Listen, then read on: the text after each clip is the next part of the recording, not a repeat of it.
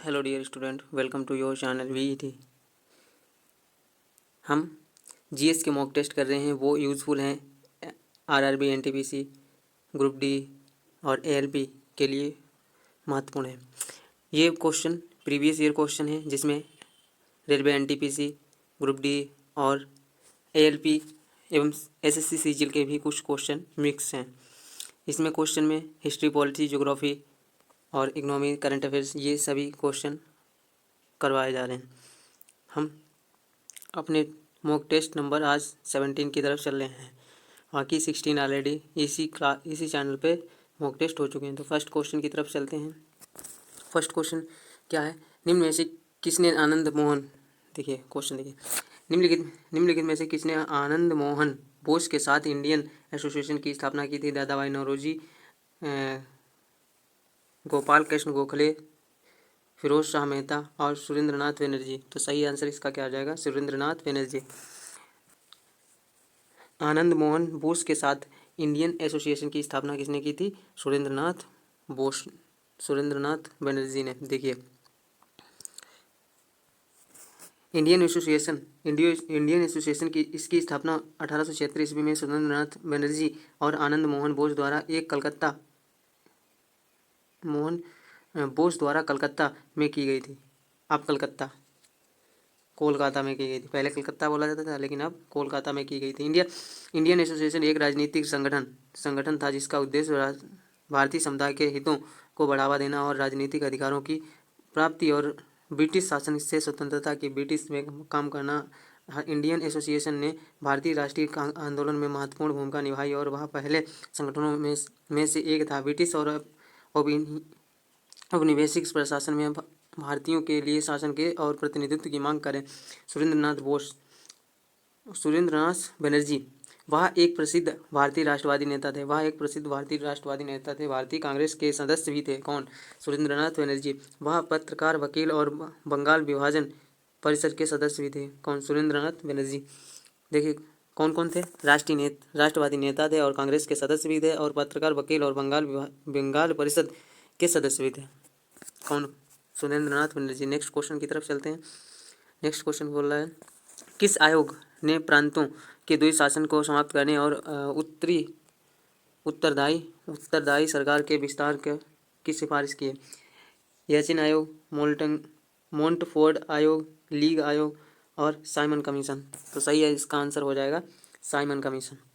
देखिए, Simon commission एक British संसदीय आयोग था, जिसे 1919 के भारत सरकार अधिनियम के कामकाज की समीक्षा के लिए 1927 में भारत भेजा गया था। आयोग पूरी तरह से स्वायत्त था। इसमें कोई भारतीय सदस्य नहीं था और भारतीय राष्ट्रीय कांग्रेस और अन्य राष्ट्रवादियों समूह ने इसका बहिष्कार किया था। आयोग की रिपोर्ट सन 1930 में प्रकाशित हुई थी।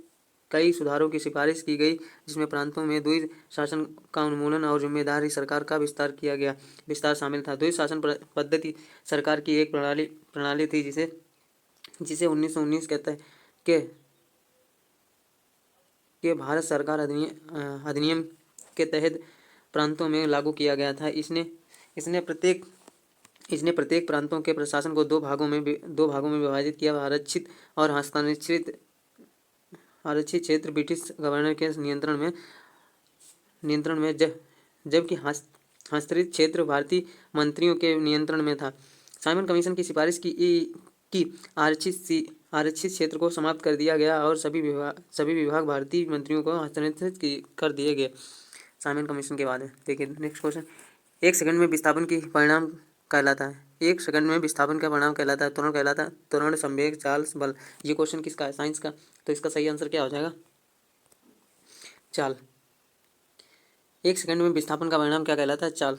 देखिए, चाल प्रति इकाई समय में किसी वस्तु द्वारा तय की गई दूरी को चाल द्वारा दिया जाता है। एक सेकंड में विस्थापन के परिणाम को चाल कहा जाता है। पिंड कितनी तेजी गति कर रहा है और उसको चाल द्वारा मापा जाता है। चाल का ऐसा ही मात्रक मीटर पर सेकंड होता है। वेग का होता है मीटर पर सेकंड स्क्वायर। दूसरा क्वेश्चन देखते हैं क्या है। नवीनतम रिपोर्ट के अनुसार साइबर अपराध द्वारा लक्षित होने के मामले में भारत विश्व स्तर पर कौन से स्थान पर है? कौन से हैं? 54वें, 68वें, 80वें और 96। तो सही आंसर इसका क्या हो जाएगा? 80। ऑप्शन नंबर 3, ऑप्शन नंबर 3 सही है, 80। देखिए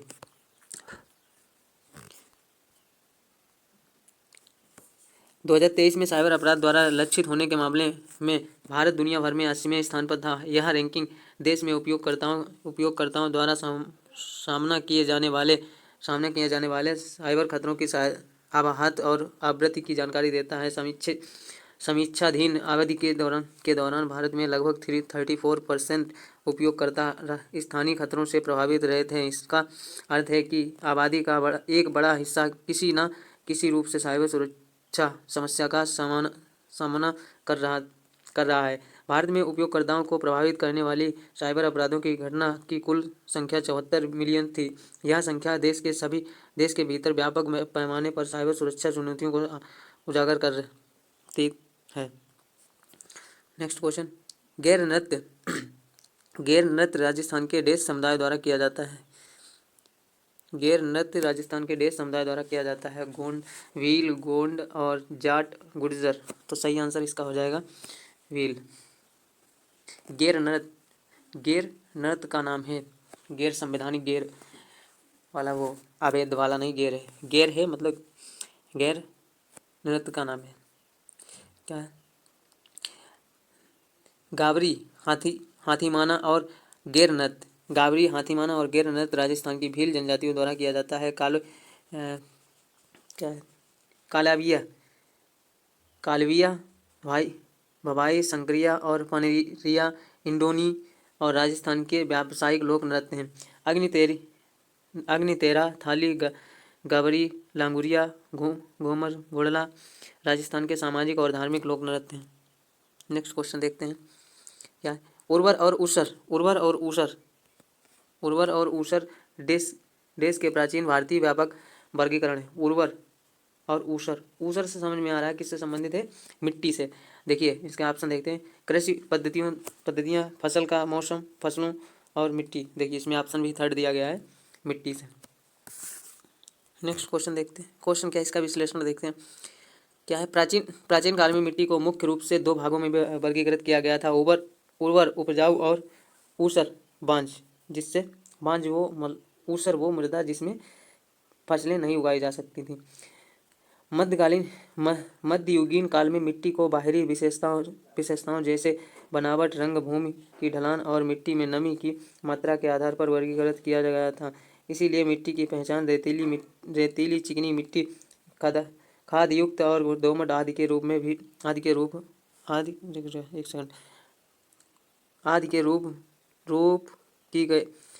की गई थी। आधुनिक काल में जब लोगों को मिट्टी की विभिन्न विशेषताओं के बारे में पता चला तो उन्होंने बनावट, रंग, नमी आदि के आधार पर मिट्टी का वर्गीकरण करना शुरू कर दिया।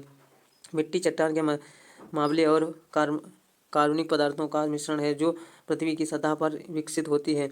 मिट्टी के निर्माण को प्रभावित करने वाले प्रमुख कारक राहत, मोल सामग्री, जलवायु, समय और मानवीय क्रियाकलाप सहित जैव विविधता है। नेक्स्ट क्वेश्चन देखते हैं। निम्नलिखित में से भारत के किस रेगुलेटिंग एक्ट के तहत उच्च न्यायालय की सिफारिश की गई? किसके तहत सिफारिश की गई?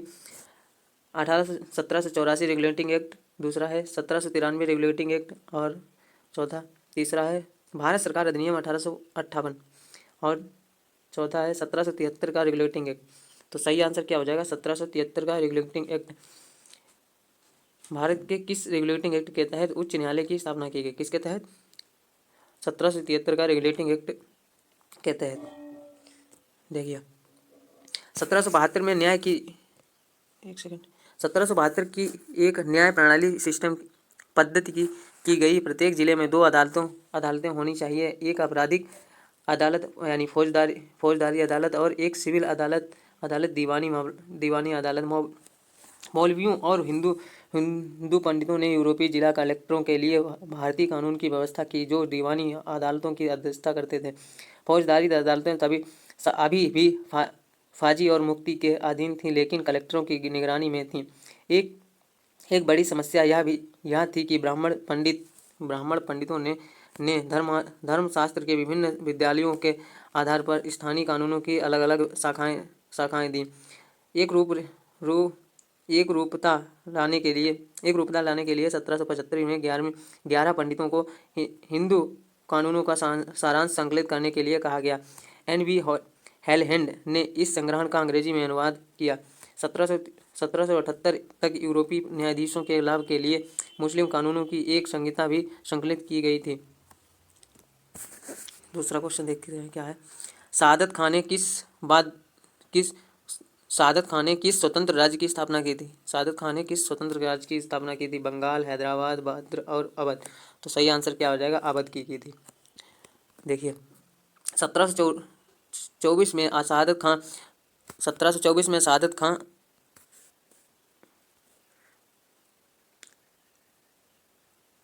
1724 में सादत खान बुरहान उल मुल्क ने मुगलों से आज़ादी की घोषणा करके अवध स्वायत्त राज्य की स्थापना की, जिसकी राजधानी फैजाबाद और लखनऊ में थी। सादत खान, जिन्हें अवध के पहले नवाब के रूप में भी जाना जाता है, ने अयोध्या के बाहरी इलाके में फैजाबाद शहर की स्थापना की थी। 1707 में औरंगजेब की मृत्यु के बाद अवध के नवाब मुगल भारत की खंडित राजनीति के भीतर अर्ध स्वायत्त अधिकार वाले शासक थे। मुगल साम्राज्य के शासक मोहम्मद शाह ने सादत खान को अवध का राज्यपाल नियुक्त किया।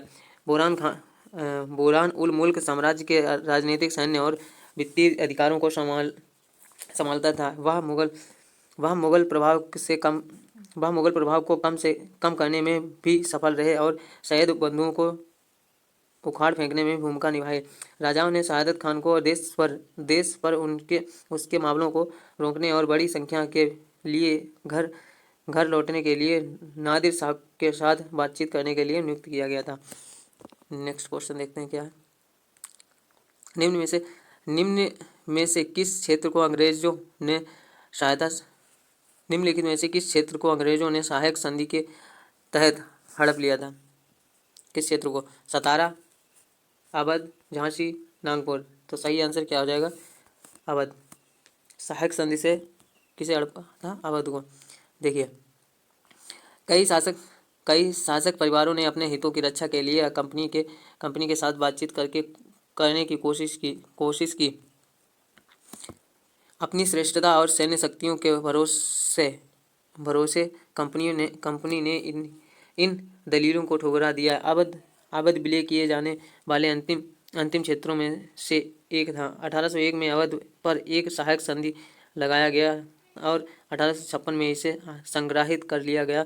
गवर्नर जनरल डलहौजी ने घोषणा की कि इस क्षेत्र पर कुशासन किया जा रहा है और इसकी उचित प्रशासनिक सुनिश्चित करने के लिए ब्रिटिश शासन की आवश्यकता है। नेक्स्ट क्वेश्चन क्या है। Dada Saheb Phalke international film festival अंतर्राष्ट्रीय महोत्सव फिल्म अवार्ड 2024 से सर्वश्रेष्ठ अभिनेता, क्रिटिक्स और आलोचक का पुरस्कार किसे मिला? शाहरुख खान, विक्की कौशल, रणवीर सिंह, रणबीर कपूर।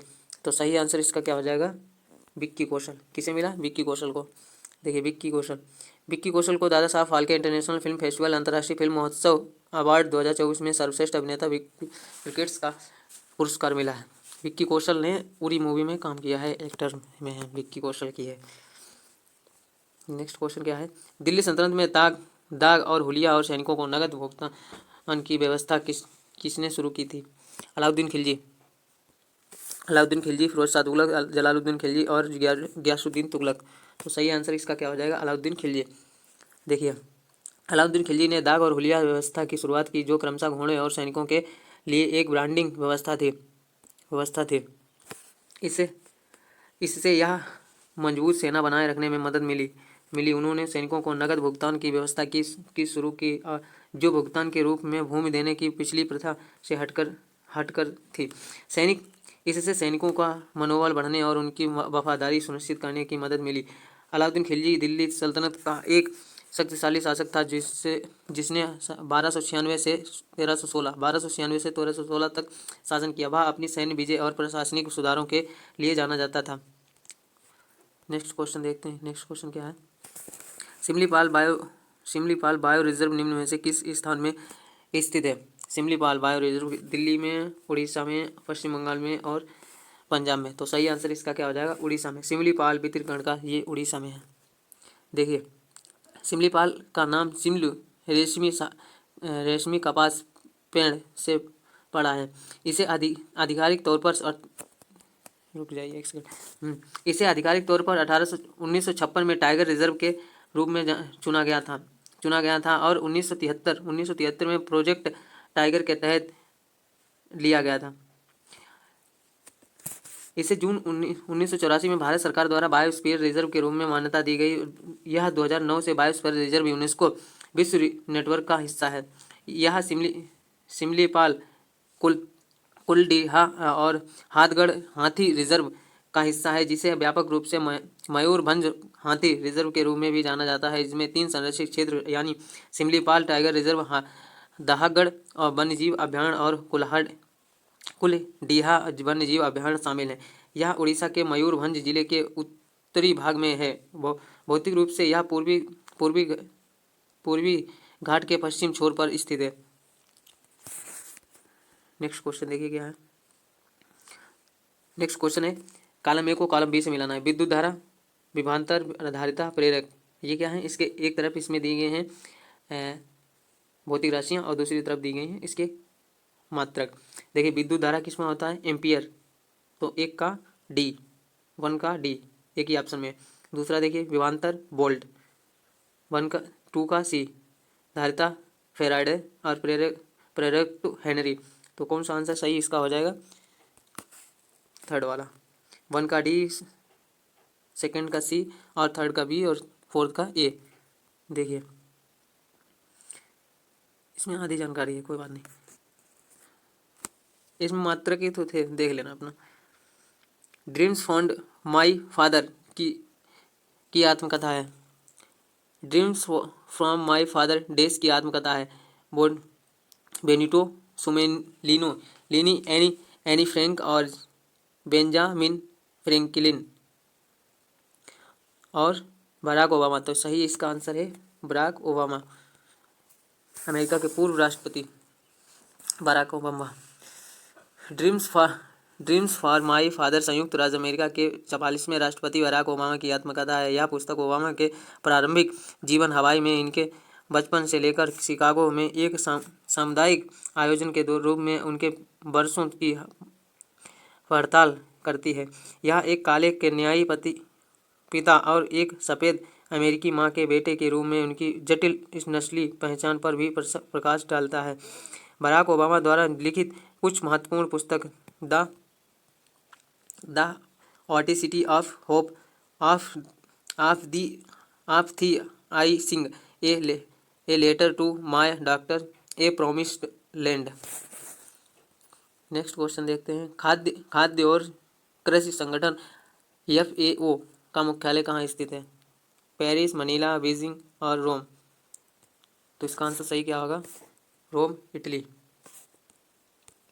देखिए, खाद्य और कृषि संगठन FAO संयुक्त राष्ट्र की एक विशेष एजेंसी है जो भूख को हराने और पोषक और खाद्य सुरक्षा में सुधार के लिए अंतर्राष्ट्रीय प्रयासों का नेतृत्व करती है। इसकी स्थापना 16 अक्टूबर 1945 को हुई थी। FAO में 195 सदस्य से बना है।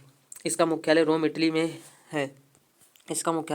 में है। दुनिया भर में क्षेत्रीय कार्यालय रखता है जो 130 से अधिक देशों में संचालित है।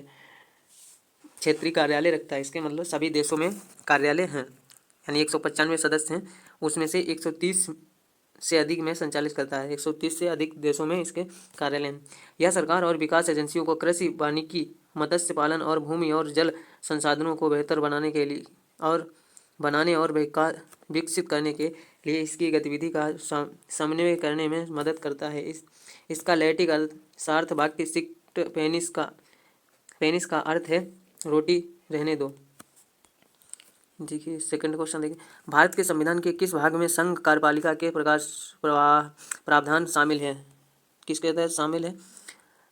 भाग बी मतलब भाग 5, भाग 3 और भाग 4, भाग 6। तो सही आंसर इसका हो जाएगा भाग 5। देखिए भारतीय संविधान की संघीय कार्यपालिका का विवरण भाग 5 में दिया गया है। यह भाग अनुच्छेद 52 से 151 तक राष्ट्रपति, उपराष्ट्रपति, मंत्रिपरिषद, भारत के महान्यवादी नियंत्रक एवं महालेखा परीक्षक की भूमिका और शक्ति तथा भारत के केंद्र सरकार के अन्य कार्यों का विवरण देता है। इसके अतिरिक्त इसमें उन पदों की नियुक्ति, कार्यकाल और सेवा की शर्तों जैसे प्रक्रिया का विवरण दिया गया है। देखिए इसमें ये भाग 5 सबसे बड़ा भाग है और आर्टिकल 19 सबसे बड़ा आर्टिकल है। इतनी चीज़ ध्यान रखना। नेक्स्ट क्वेश्चन क्या है? पावाकुथु नामक पारंपरिक हस्ताना हथेली कठपुतली खेल किस राज्य से संबंधित है? किस राज्य से संबंधित है? मणिपुर, राजस्थान, केरल, पंजाब। तो सही आंसर इसका क्या हो जाएगा? केरल से संबंधित है। देखिए पावाकुथु यह केरल में एक पारंपरिक हस्ताना कठपुतली खेल है। कठपुतलियों के चेहरे को पेंट सोने के टिन के छोटे टुकड़ों, मोर के पंखों आदि से सजाया जाता है। कठपुतली को मानव हाथों द्वारा कठपुतली के सिर और दो भुजाओं में अपनी उंगलियों डालकर संचालित किया जाता है। देखिए नेक्स्ट क्वेश्चन क्या है? निम्नलिखित में से किस दिन दक्षिणी गोलार्ध में ग्रीष्म आयंत होता है? 21 मार्च और 21 जून और 23 सितंबर और 22 दिसंबर। तो सही आंसर इसका क्या हो जाएगा? 22 दिसंबर को उत्तरी गोलार्ध में। क्वेश्चन एक बार फिर से देखते हैं। दक्षिणी गोलार्ध में ग्रीष्म आयंत होता है दक्षिणी गोलार्ध में 22 दिसंबर को। सही है। ग्रीष्म संक्रांति को खगोलीय ग्रीष्म की अधिकांश शुरुआत और वर्ष के सबसे लंबे दिन का प्रतीक है। यह तब होता है जब पृथ्वी एक ध्रुव अपने सामने चरम कोण पर सूर्य की ओर झुकी होती है और पृथ्वी के झुकाव के कारण ऐसा वर्ष में 2 बार होता है। उत्तरी गोलार्ध में ग्रीष्म क्रांति जून में आती है, जबकि दक्षिणी गोलार्ध में शीतकालीन संक्रांति होती है और दक्षिणी गोलार्ध में यह दिसंबर में आती है, जबकि उत्तरी गोलार्ध में शीतकालीन क्रांति होती है। देखिए नेक्स्ट क्वेश्चन, निम्नलिखित में से कौन सी संसद की सबसे बड़ी समिति है? सार्वजनिक उपक्रम समिति, प्राक्कलन समिति, सरकारी उपक्रम समिति, याचिका समिति। सही आंसर इसका क्या हो जाएगा? प्राक्कलन समिति। इसमें 30 सदस्य होते हैं। देखिए प्राक्कलन समिति भारतीय संसदीय की सबसे बड़ी समिति है। प्राक्कलन समिति इसमें 30 सदस्य होते हैं। इसमें से सभी हर साल लोकसभा द्वारा चुने जाते हैं। सदस्यों का चुनाव अनुपातिक प्रतिनिधित्व प्रणाली द्वारा किया जाता है ताकि समिति में सभी दलों का प्रतिनिधित्व हो। समिति के अध्यक्ष की नियुक्ति लोकसभा अध्यक्ष के द्वारा की जाती है। प्राक्कलन समिति का सरकार के वार्षिक बजट में शामिल व्यय के अनुमानों की जांच की जाती है। यह इन अनुमानों के कार्यान्वयन पर नियंत्रित एवं महालेखा परीक्षा CAG की रिपोर्ट की भी जांच करता है। समिति सार्वजनिक व्यय की दक्षता और अर्थव्यवस्था में सुधार के तरीकों का सरकार को सिफारिश करती है। नेक्स्ट क्वेश्चन देखते हैं। खेलो इंडिया यूनिवर्सिटी गेम्स 2024 के दौरान प्रत्याशी रे ने किस खेल में उत्कृष्टता प्रदर्शन किया है? किसमें किया है? तैराक, मुक्केबाजी, व्यायाम और कुश्ती। तो सही आंसर क्या हो जाएगा? तैराक। किसमें किया है? तैराक में। देखिए प्रत्याशी रे ने तैराकी में असाधारण प्रतिभा का प्रदर्शन किया। वह IQC 2024 की सबसे सफल महिला एथलीट बनी। रे ने कुल 6 पदक जीते, 4 स्वर्ण पदक, 1 रजत पदक और 1 कांस्य पदक। उनके प्रदर्शन ने उत्कल विश्वविद्यालय की पदक तालिका में महत्वपूर्ण योगदान दिया है।